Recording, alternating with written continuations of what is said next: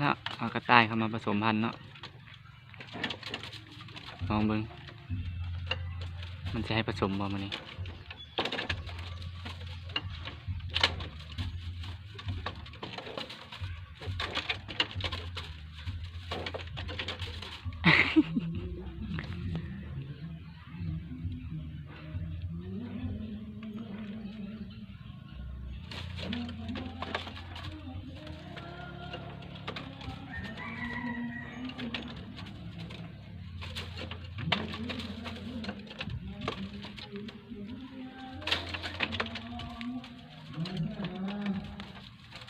น่าจะบ่ให้ผสมเนาะมื้อนี้เนาะ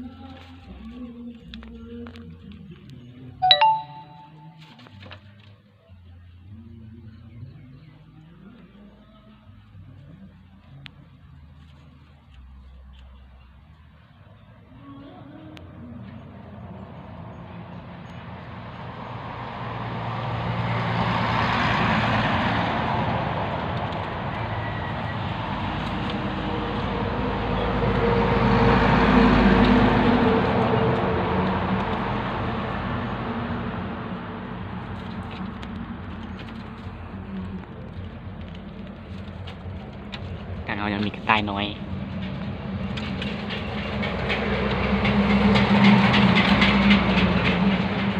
อันนี้มีเก้าตัว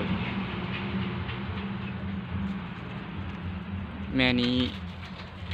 อีตัวใหญ่นี่ตัวหนึ่งแล้วก็หากระเกิดเมื่อเช้านี้อีก8 ตัว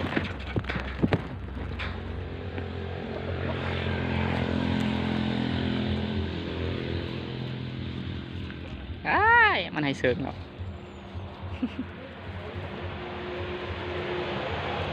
ดูสิได้บ่